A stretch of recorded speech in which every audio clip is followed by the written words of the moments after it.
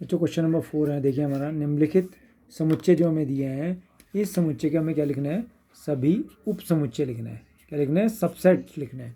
तो first part है हमारा ए। देखिए सेट ए के उप समुच्चय लिखना है। तो फर्स्ट पार्ट हमने ले लिया और सेट ए। तो सबसे पहले number of elements in set ए, ठीक है, इसको हमने सेट ए के बराबर मान लिया। अब हमने माना सेट ए के अवयव, number of elements in set ए, इसका मतलब होता है सेट ए के समुच्चय ए के अवयवों की संख्या। तो इसके अंदर कितने अवयव दिख रहे हैं, एक ही अवयव दिख रहा है, ठीक है।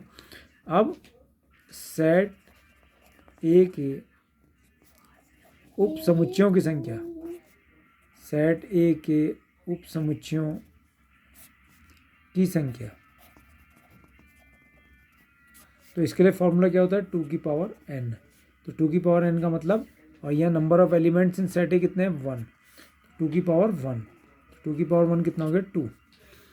अब सेट ए के उप समुच्चय, तो सेट ए के उप समुच्चय, तो इसमें कितने उप समुच्चय है बच्चों, 2।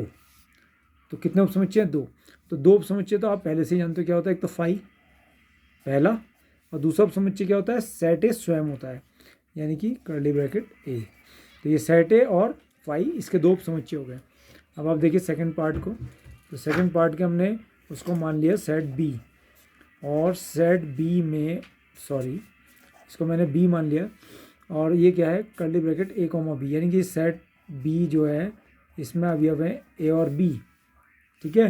तो एन बी कितना हो गया, एन बी का मतलब होता है सेट बी के अवयवों की संख्या। तो कितने अवयव हैं, 1 2, 2 अवयव हैं। तो सेट बी के उप समुच्चयों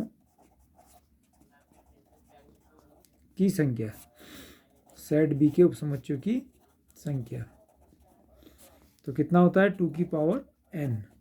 तो 2 की पावर n का मतलब n की वैल्यू कितनी दी है, 2। तो 2 की पावर 2, 2 की पावर 2 कितना हो गया, 4। तो यहाँ आ गया सेट बी के उप समुच्चय, सेट बी के उप समुच्चय। तो 2 उप समुच्चय आप जानते हैं, पहला उप समुच्चय क्या होता है, फाई, और दूसरा उप समुच्चय क्या होता है, सेट बी, यानी कि यही समुच्चय। तो ये हमारे पास आ गया। अब हमें दो, हमारे पास इसमें कितने उप समुच्चय हैं, 4। तो 2 तो हमारे पास आ गए, अब 2 हमें खुद बनाने हैं। तो कैसे करना थे, सिंगल एलिमेंट ए लेंगे। तो सिंगल एलिमेंट ए, यानी कि एक ही अवयव लेंगे, ए बनाया, और दूसरा सिंगल एलिमेंट क्या है, बी, बी से बनाया। अब देखिए आपके पास कितने उप समुच्चय हो गए, 1 2 3 4, 4 उप समुच्चय हो गए। अब हम इसके थर्ड पार्ट में जा रहे हैं।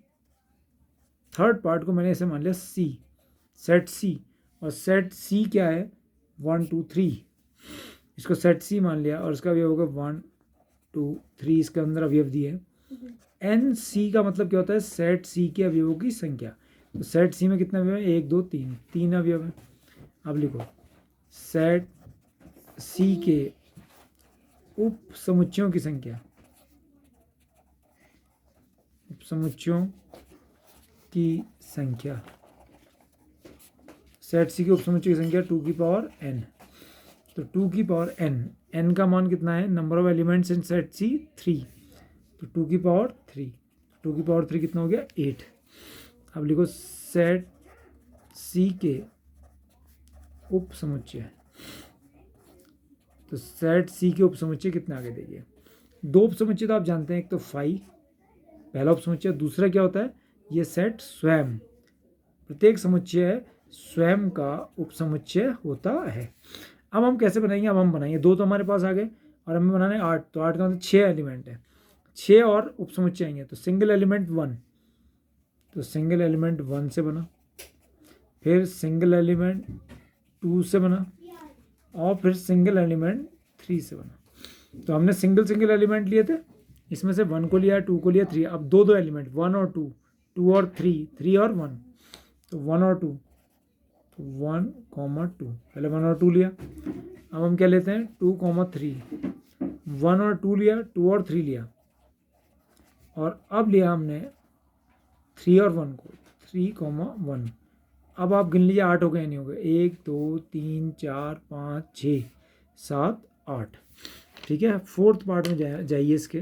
अब फोर्थ पार्ट क्या है, इस फोर्थ पार्ट को मैंने मान लिया डी के बराबर, माना डी बराबर, अब देखिए फोर्थ पार्ट है रिक्त समुच्चय, तो रिक्त समुच्चय तो डी बराबर क्या हो गया 5। तो number of elements in D, तो 5 में कितने अवयव होते हैं, कोई एलिमेंट नहीं होता, तो अवयवों की संख्या 5 में कोई एलिमेंट नहीं होता, तो 0 element, number of elements in D. अब सेट डी के उप समुच्चयों की संख्या,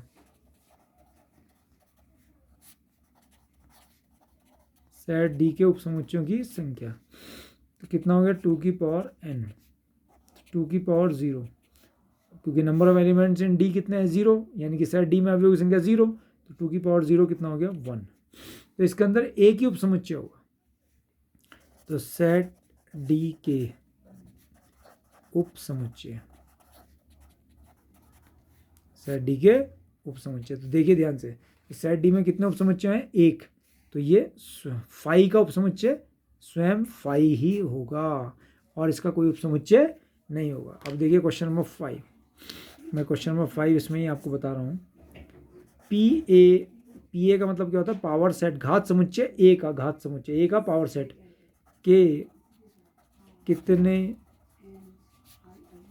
अवयव हैं, कि कितने अवयव हैं ये बताना है, ठीक है। यदि क्या दिया है, जो हमें अवयव दिया है, वो अवयव कह रहा हूँ, जो हमें समुच्चय दिया है ए बराबर 5, ये समुच्चय में वो कह रहा है पी ए के कितने अवयव है, पी ए का मतलब घात समुच्चय के कितने अवयव हैं। तो देखिए हमारा जो क्वेश्चन है उसको लिख लेते हैं।